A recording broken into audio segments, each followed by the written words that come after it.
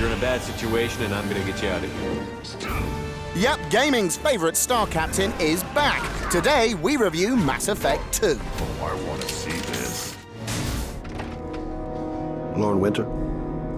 Sorry, I only see clients by appointment. Also, the exclusive on Heavy Rain we didn't have time for last week. New stuff on Aliens vs. Predator. Oh, and the first look at the new episode of Assassin's Creed 2.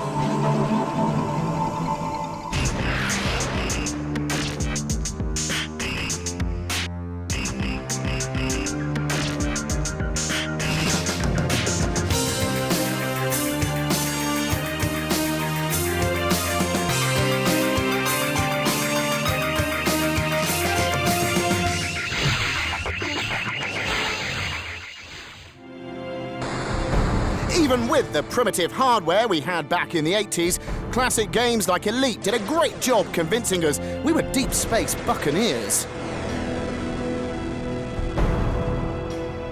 But nowadays, we expect a much richer experience when we're out travelling the galaxies, and to date they haven't come any more vivid than Mass Effect.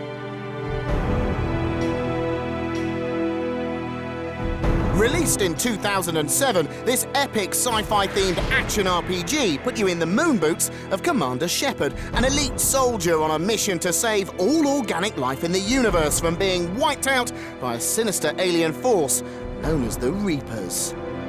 The gameplay offered an engaging mix of free-roaming space exploration, exciting real-time combat, and a sophisticated dialogue system. Bunk here tonight, Ash. With me. Bold words, Shepard. I like bold. Silver-tongued players could even sweet-talk their way into bed with certain members of Shepard's crew. Now the SSR Normandy's back in orbit, and we're ready to embark on another space odyssey with Mass Effect 2.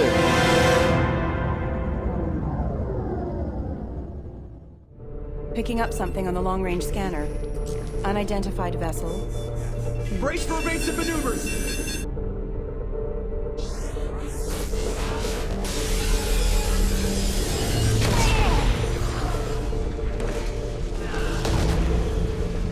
Multiple hull breaches! Weapons offline! Somebody get that fire out! The game begins with the Normandy being attacked by an unknown enemy.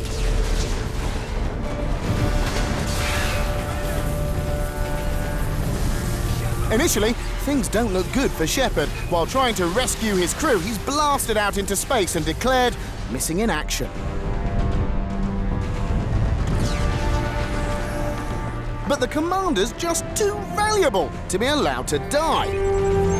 A pro-human terrorist group called Cerberus salvages what's left of his body and sets about rebuilding him. Oh my God, Miranda, I think he's waking up. Their leader, known only as the Elusive Man, soon fills Shepard in on the situation at hand. We're at war. No one wants to admit it, but humanity is under attack. While you've been sleeping, entire colonies have been disappearing. Human colonies. We believe it's someone working for the Reapers, just as Saren and the Geth aided Sovereign. You've seen it yourself. You bested all of them. I'll cover you. Run! This time, the threat to humankind has come from another alien race, the insect-like Collectors. Shepard has to quickly form a team of specialists and set about stopping them before scenes like this are repeated across all of the galaxy's human colonies.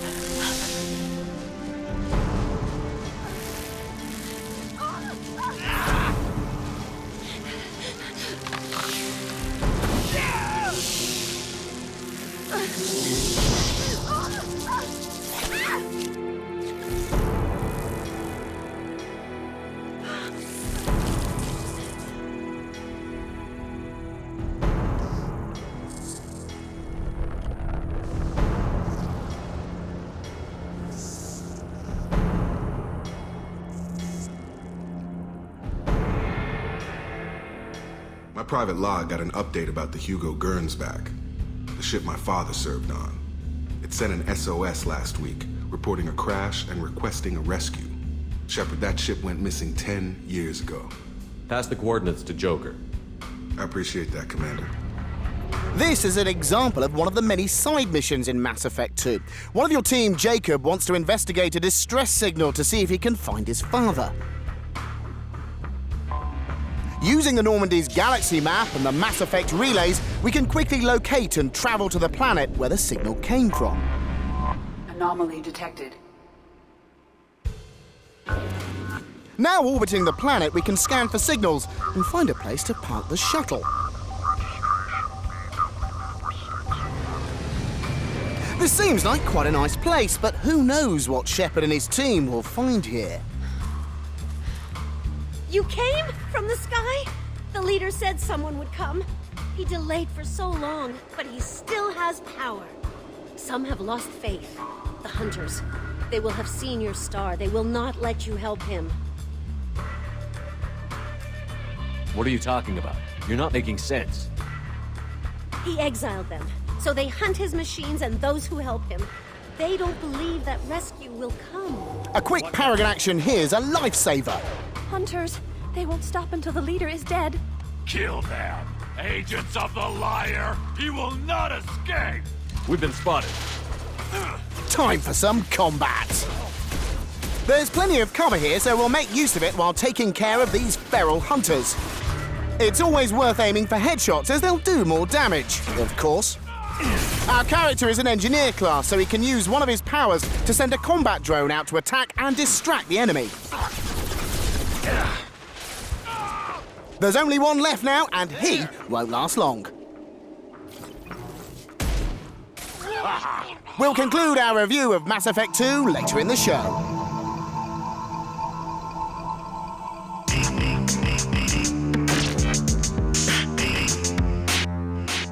Science fiction has concocted some pretty scary creatures over the years. But there aren't many as fearsome as the acid-filled xenomorphs that have consistently terrorised Sigourney Weaver's character, Lieutenant Ellen Ripley, in the Alien movie series. You're going out there to destroy them, right? Not to study.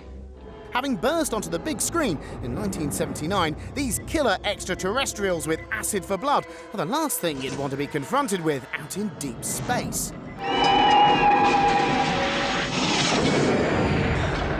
But what about the Predators, an equally ugly-looking race of intergalactic hunters that travel the universe collecting skulls for their trophy cabinets?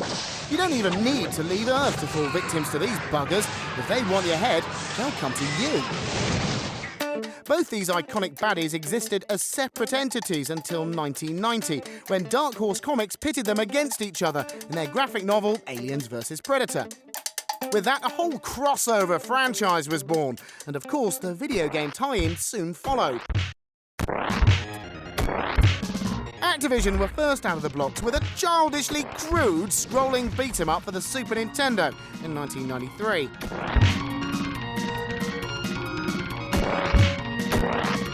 They then quickly followed that with an Alien vs. Predator, the last of his clan, for the Game Boy.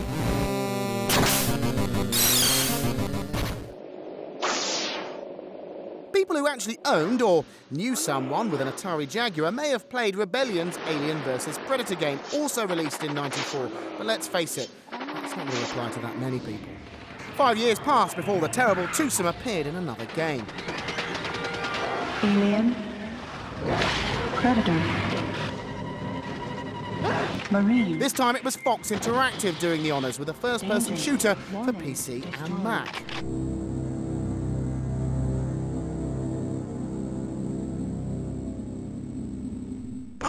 Aliens vs. Predator Extinction flipped the script by adopting real-time strategy gameplay. There weren't many RTS options for the consoles at the time, but this was one of the best. As is often the case, comics and video games will lead the way before Hollywood catches on. 14 years after the original graphic novel and more than a decade after the first game, along came an Aliens vs. Predator film. The film did all right at the box office, despite being a crushing waste of the Earth's diminishing resources. This goes against every history book that's ever been written. So, in 2007, a sequel appeared, Aliens vs. Predator Requiem, even more embarrassing. That brings us pretty much up to date. But what we're really concerned with this year is getting our hands on Sega's forthcoming AVP title for the current generation consoles and PC. It's got 18-player multiplayer. What's going on out there? 4-player co-op. There's a different campaign for each race. And it should be the sexiest example of a rock, paper, scissors game ever.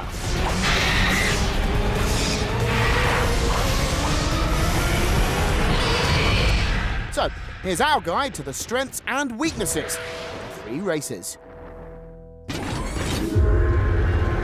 When you play as the alien, you need to exploit the dark. And use your ability to travel across any available surface. If you're seen, you'll be flushed out easily with the flamethrower. Get back! But if you can stay undetected, then you'll be able to surprise an old pal with a decidedly unfriendly visit.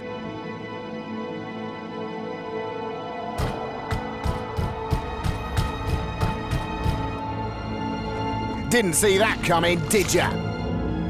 Yes, it's all about stealth and surprise when you don't have a range weapon. Prediction? Bad for Vinnie Jones's health.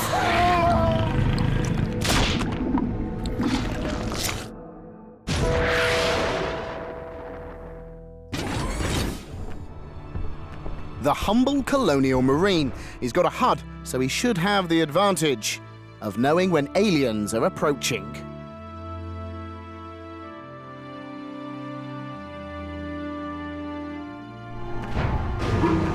He can use the environment too.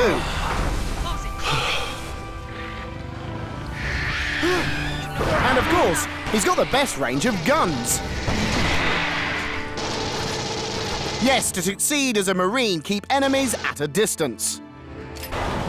Keep moving. You want to keep it light too. Shit, And you might just have a chance against the hordes. get out of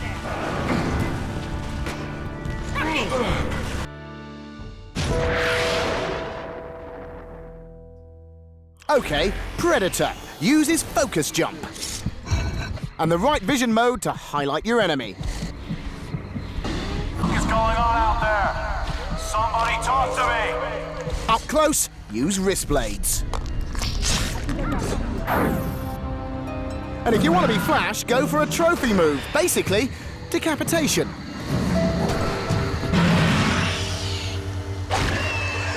There's a different one for each enemy.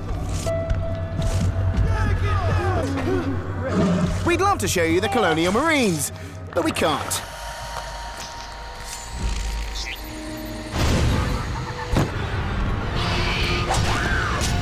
When you've got a horde to deal with, you've got a useful harpoon. But best of all, your shoulder-mounted plasma cannon wreaks one-shot destruction. So he might just come out on top.